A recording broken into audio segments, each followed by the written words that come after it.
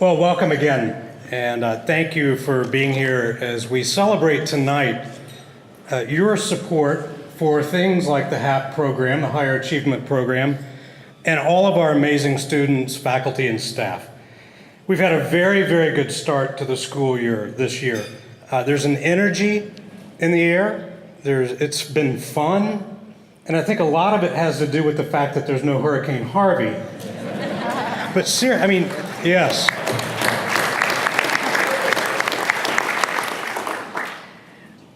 Normal is nice. And I think it's nice. We realize that, oh wow, we really needed normal, and it's been good. But there's more to our spirit this year than that. This is a very, very strong community of parents, alumni, past parents, students, faculty, staff, alumni, and benefactors. Why? Because our mission is clear and our mission is strong: to form these young men as men for others in the tradition of the Society of Jesus. And tonight, I'd like us to consider what is the value of a Jesuit education? What does it accomplish for those who receive it? So one way of considering this question is to look at some of what our students accomplished this past year. So here we go. This past year, the class of 2018 earned 430 scholarships and grants valued at just over $23 million. Our most recent graduates are beginning classes this fall at dozens of great universities and colleges around the country and abroad. These colleges include Harvard, Columbia, Cornell, Chicago, Duke, Notre Dame, Georgetown, NYU. 61 of our students were admitted to the University of Texas, and 115 were admitted to Texas A&M. How come UT grads don't make a noise?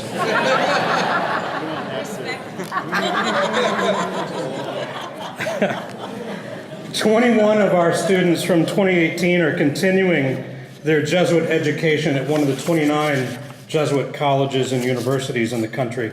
And as always, we are very well represented at the military academies, with one graduate at the United States Air Force Academy, one at the United States Military Academy at West Point, and one at the United States Naval Academy.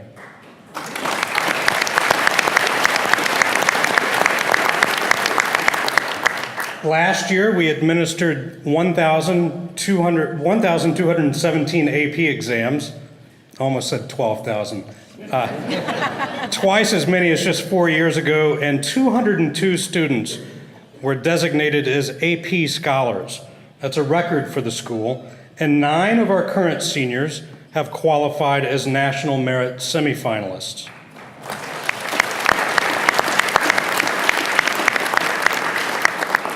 When I wrote this number down, I thought, there's no way this could be right. This year, we are offering 174 courses. New courses this year include AP Psychology, AP European History, Digital Graphics, Character and Leadership. These are all separate courses. Underwater Robotics, Engineering Graphics, Executive Functioning, and the History of Piracy and Smuggling. It's a history, not a how-to. Many of you know that we have made significant changes to the daily schedule, which had remained virtually unchanged for 40 years. Our new daily schedule allows us the time to engage the subject matter more deeply and gives students and faculty and staff the time to do all that we expect of them. There's a gentle and easier pace to the day. We can slow down and engage our brains. We can rest sometimes after engaging those brains and make transitions from one thinking moment to the next in these classes. We've expanded our house system to include more houses. There are more opportunities for student leaders within these houses, and we've paired more faculty members within the houses for more mentorship opportunities. We've added an advisory period for all students. They meet in small groups every couple of weeks with faculty and staff who take them through a curriculum focused on personal development. This is another opportunity for our incredible faculty and staff to form and mentor our students. In August of this year, we were once again recognized as one of the best schools in the country, the 6th best Catholic school in the country, and the 8th best all-boys school in the country.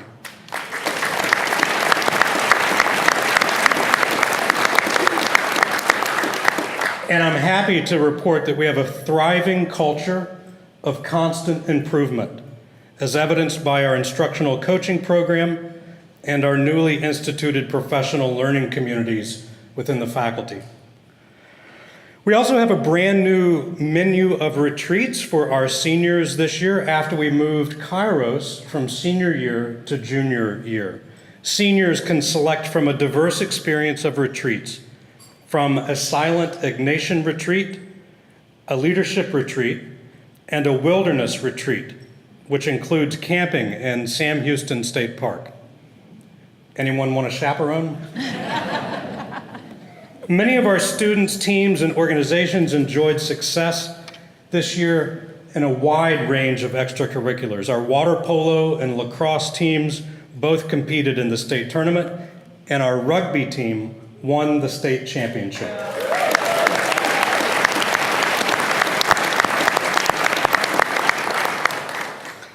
Our basketball, football, and soccer teams all advanced to the playoffs. Soccer advanced 5 rounds deep into the playoffs, losing to the eventual state champion. Our track team had an exceptional year, winning the Region 3 meet for the first time ever. 5 of our track athletes were designated All-American. And at the state meet, Matthew Bowling won the gold medal in the long jump, and our team placed 5th overall. Matthew went on to represent the United States and Finland at the World Junior Championships.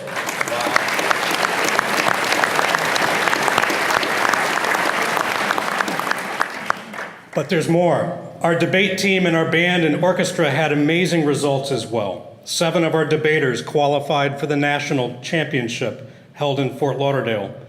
And as a result of our performance, Joseph Dowdle and Joseph Donahue begin this season ranked number 1 and number 2 in the nation in public forum debate.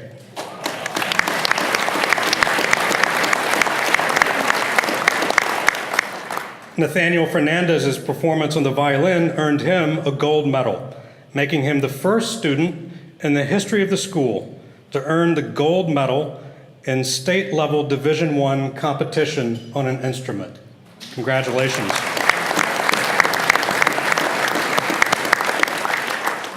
And he was here playing tonight.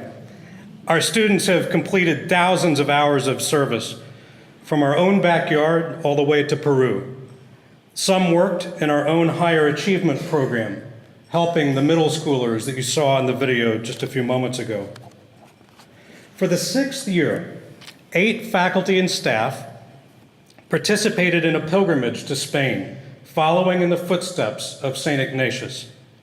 And now, nearly 35 of our faculty and staff have visited and prayed at the birthplace of St. Ignatius. In June, many of our operations and maintenance staff traveled to Puerto Rico to help families and communities rebuild after Hurricane Maria. They built a roof on a house and assembled water pumps. And this is after a year in which we had Harvey here, and they were working hard to make this campus the incredible facility that it is. And this was before they spent all summer here getting ready for the next school year to make sure that we have the finest facility in the city of Houston. It's an incredible group of men, our operations and maintenance crew. Let's give them a round of applause.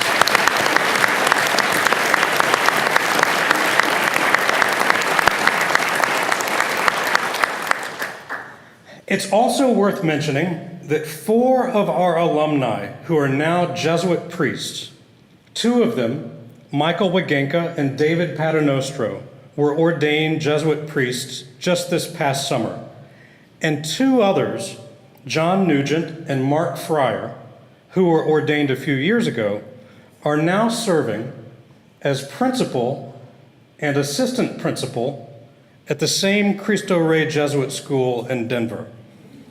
What a tremendous witness to what we do.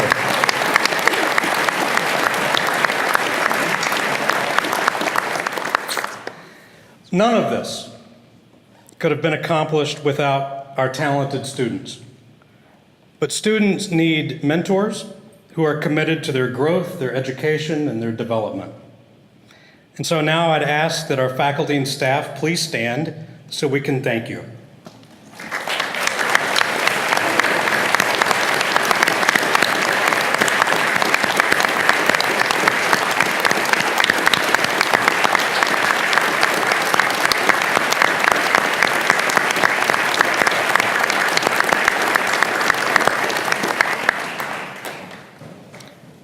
We have much to be thankful for.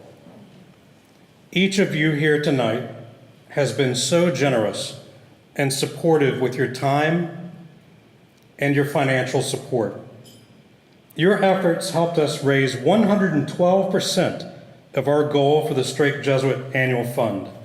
This money, this annual fund money, supports the excellence that I've just spoke of. This annual fund accounts for 11% of our operating budget, and without it, we would not be able to do these very special things that help us fulfill our mission. The former head of the Jesuits, Peter Hans Kolvenbach, once said that mediocrity has no place in the worldview of St. Ignatius. And we take that very seriously, and your support makes this excellence possible. I'd like to thank the chairs of last year's annual fund who helped us. Our freshman class chairs, Dewey and Karen Gonsolin, our sophomore class chairs, Pat and Kathleen Wood, our junior class chairs, Matt and Stacy Schicky, and our senior class chairs, Robert and Elise Smith. Thank you so much.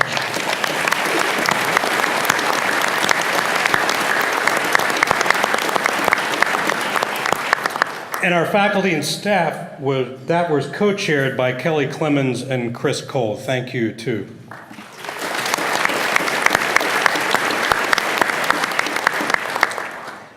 Our major community building events also enjoyed great success. The auction, chaired by Lisa and Steve Watson, brought in 131% of its goals. Spring Fling, chaired by Dana Errol, Trish Hayes, and Friendy Mills, raised 154% of its goals. And the Always Fun Sporting Clays, chaired by Cindy and Kendall Miller, shot through its goal with $141,000. Thank you very much for your work on this.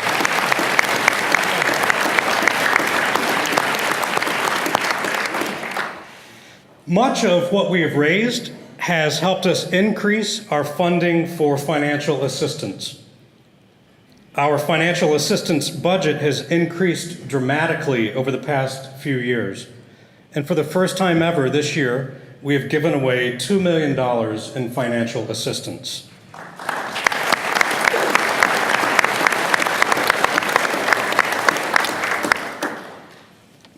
I cannot express to you adequately how important that is to fulfilling our mission. There is no young man in Houston who has the desire to be a man for others who should be denied this education because of financial reason. They're out there, they're eager to be here, and there's no reason they shouldn't be here. And it's one of the things that we are committed to making happen, and there's a lot of work left to do. So thank you very much for helping us with this, but there's more to come to helping these people be here. Lastly, through the generosity of many here, we have upgraded 180,000 square feet of athletic playing surface by building an artificial turf baseball field. Now, this will not only provide a reliable and safe field for baseball, but also for other sports as well. When not used by baseball, many of our other teams will be able to practice on this new field, and this new field will alleviate bottlenecks in athletics caused by bad weather. The field is nearly complete, and I want to thank two very special people who have been leaders in making sure this field is available for all of our athletes. Carl and Kim Palumbo, thank you very much. Thank you.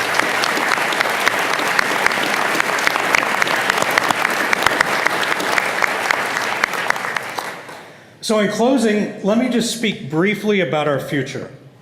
Over the past 2 years, we have done a lot of listening and discerning so that we may be confident that we are following God's invitation to Strake Jesuit.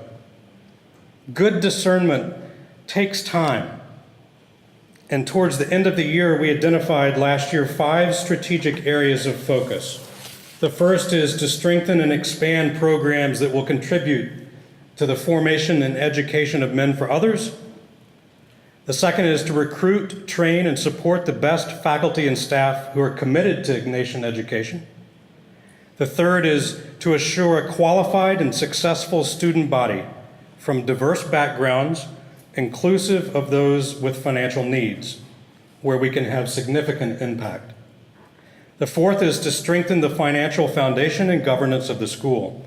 And the fifth is to design, sustain, and provide state-of-the-art facilities that provide varied teaching styles and incorporate new technologies scaled to the optimum student body population. And I'm happy to report that we've already taken steps in many of these areas over the past few months, including our overhaul of the daily schedule, which I mentioned earlier, the new retreats for seniors, the new advisory period, the new professional learning communities. We added 3 new benefits for faculty and staff. I think the most popular one was free food here in the dining hall.